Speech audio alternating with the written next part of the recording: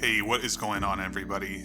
Just wanted to put this in right before the video starts. This is actually an older video. I recorded it right after the very first Storytime video. So that's when I was using the headset microphone and before I switched to the Blue Yeti. But I wanted to get this one uploaded because it's definitely one of my most cherished RuneScape memories. But going forward, all new videos will be recorded with the Blue Yeti, so hopefully the audio quality will be better from here on out. Other than that, guys, I hope you enjoy the video. Hey, what is going on, guys? Spooky Spooter here, making another Storytime video here today. Hope you all are having a great day. There's really not a lot going on here today, so I thought I'd record another Storytime video. Let me know. I'm gonna be messing around in the audio, trying to make the audio a little bit more crisp, a little bit more clean than my last video. So let me know if this sounds a little bit better, or if there's any tips that you guys have that I can improve. But yeah, let's kind of jump into this. So as you guys see in the title, this is revolving around Desert Treasure. Okay, so Desert Treasure is one of those quests that I think is what really made me truly love questing, because as a lot of world traveling and trotting around, different areas of the map and fighting different enemies, it's one of those quests that really encapsulates really kind of what questing should be, right? There's boss battles, there's like I mentioned, world traveling, there's skilling aspects to it, and there's mysteries to be uncovered, right? So Desert Treasure is one of those quests that really means a lot to me. It's one of those quests I've done, I always look forward to doing, right? It's never a chore for me to do that quest. But the very first time that I did that quest, there's quite an interesting story behind it, between what was going on in real life at the time, as well as in game. Pretty fun and pretty memorable experience for myself. So this was back in about 2007 or 2008. I have a hard time remembering exactly when it was, but I remember this was still at the time that I only had one family computer, and it was out in kind of our den area, kind of open. When people would come up the stairs, you would see the computer area essentially.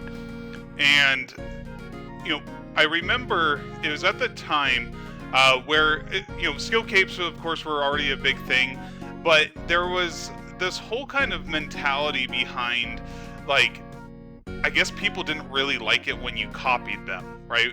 I remember specifically my buddy Griffin, who I mentioned in my last video. I just remember that he got upset with me because he was doing the fairy quests, and I was doing, I wanted to do the fairy quests too, so I could get the fairy rings unlocked. And he's like, no. You can't do fairy rings. That's what my character's doing. You should do the gnome teleports with the trees. And it was just like that kind of mentality where, like, you can't have my 99, that's my 99, just to kind of give you some insight. But basically, my buddy at the time from Fountain Hills, where I, moved away from, like I said, him and I kind of lost, contact after a year or two after after moving, but we still talked over RuneScape. And I remember I remember, it's so weird, but he started putting his private chat off because he was getting the stats for Desert Treasure. And I remember seeing, the thieving level and everything of that nature.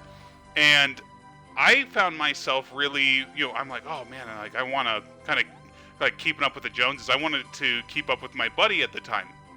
And I didn't know why he was always offline, but I knew that he was getting progress. Because you check the high scores, maybe a little stalkerish level status, on my part there, but it was something like I said, it was competitive, right? You wanted to keep up with your buddies and stay up to date with them. But like I said, that mentality at the time was, hey, you can't do what I'm doing for whatever reason. But I was going to do it anyways. So I remember that what was going on at the time. So my buddy, still, like my best friend today, his name's Colton. He basically his family would go out of town every couple of weeks, and I'd always get invited, and it was always a fun time. We get to stay at like nice hotels that they got at a discount. It was always a great time. I remember getting invited to go out, but this was the night that I wanted to do Desert Treasure, and the day after, the morning of, they'd be picking me up to drive a few hours away to get out of town. So, basically, my goal was, hey, you know what? I'm gonna get Desert Treasure done tonight. It's gonna be a lot of fun, and then I'll have my ancient magic curses unlocked. I'll get the robes, right? The ghostly robes that you could see through. That was something I really, really wanted back then. And I was stoked. So set out for a plan. So I got everything I needed. I was all set up. And I remember, I think I probably started the quest probably about like 10 o'clock at night. And I didn't really anticipate how long it was going to take, because for anyone that has played old school RuneScape, or played, of course, back in the day, there was no lodestones, and the only way, reasonable means of getting around was either teleporting with runes, or teleporting, or just walking, right, or with jewelry. And so Desert Treasure pre-lodestones actually takes a lot of time just getting place to place, right? Of course, your run energy dropping as well. Getting around was not as easy as it is today. So when I kind of embarked on this quest, it took a lot longer than what I had anticipated. But I loved it through and through. But I remember I think I just got the blood diamond at the time after killing the boss in Mauritania. And I remember, so my parents are split up, and my mom was dating someone at the time, and it was a pretty serious relationship, about a year or so in. And anyways, they like to stay up late as well, so I wasn't just like in my house by myself or anything like that. But I remember, like, I had to use the restroom, or I went downstairs to grab something, and I remember coming back upstairs, right, like I said, it was open to everybody, and my mom's boyfriend was on the computer, like just clicking around on my account, that I was still logged in on, and that's my fault, I guess, for not logging out in hindsight here, but I was just going to go downstairs and come back up. I probably just didn't want to relog back in. But anyways, I see him on there, and I'm like panicking, because I knew at the time, if you had the blood or any of the diamonds with you at the time, that you can get like specced out by just like a mysterious person trying to get that your diamonds. It's just one of the mechanics of the quest. And I was freaking out. I'm just like, what are you doing? And he goes on to like tell me about like how he used to love like online role-playing games, and thought this was pretty cool. And I'm just like, yeah, dude, all right, like, let me get back on my account. And he goes in to actually tell me about something which is once again really interesting in hindsight, about the games he used to play, specifically that they're like text-based games. He's like, like, this is so crazy that you get to see your swords and your armor, because back when I played these games, it was just text. I'm like, wow, that sounds like really lame. Like, that sucks. But of course, for anyone that's watched the RuneScape documentary, that's what I guess RuneScape was originally going to be, was like a MUD, or a multi-user dungeon. I think that's what that stands for. And was going to be a text-based game, but they decided to add a graphical portion to it, of course, as we all know today. So thought that was really interesting. But so the night goes on, right? They are downstairs, they're having a good old time, like, getting drunk, and I'm just trying to sit upstairs, enjoy my quest. And I remember, they come, calling my name down, and it was like 2 a.m. at this point, as I was still working through the quest. And I remember like something like, they're like, hey, like, do you want these bratwursts that we made on the grill? And I'm like, oh yeah, that sounds great, turns out that I guess they were having like, they kind of got carried away or just lost track of time. Um, but they had completely roasted these bratwursts. I mean, these things were charred to their core. It was absolutely disgusting. I pretty much refused. I tried to take a bite of one, and that was just horrendous. I would probably get cancer eating that. So basically, yeah, I went back upstairs, and at this point, after like about 30 minutes or an hour had passed, I remember. Oops, didn't mean to teleport there. But basically, I knew that I only had a few more hours to go, before sun would rise, and my buddy was gonna get there really early in the morning, and I'm like, I am so screwed because I wasn't really anticipating the quest to take that long. I was thinking I'd be done probably about like 12 or 1. But I was determined to get that quest finished, and not only that, but the mini quest afterwards as well. So basically, what we did after that is the quest got finished. Was really happy. I got the ancient staff, and but I as I was doing the mini quest, like I said, time was kind of ticking away, and I was like, you know what, I'm committed. I'm just gonna stay up all night. That's no problem at all. And as I kind of come up on the quest, I remember this is something that I guess just means a lot to me.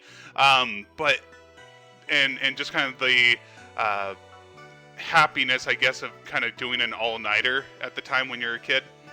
But I remember finishing the Curse of Zaros mini quest, getting my ghostly robes, and at this point it was probably about like 4:30 in the morning.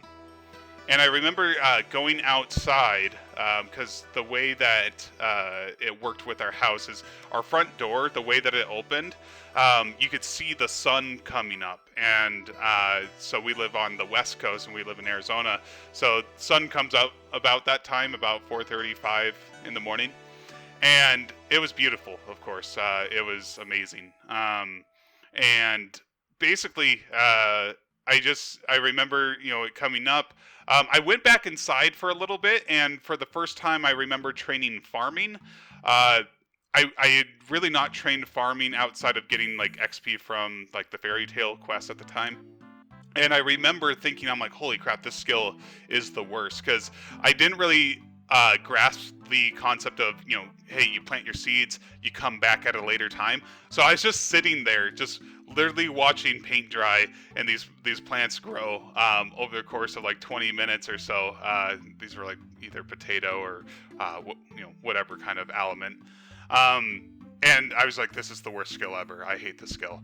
Funny enough, it turned out to, over the years, has become my favorite skill. But anyways, as we came up on the morning, my just as promised, my buddy and his mom came to my house to pick me up.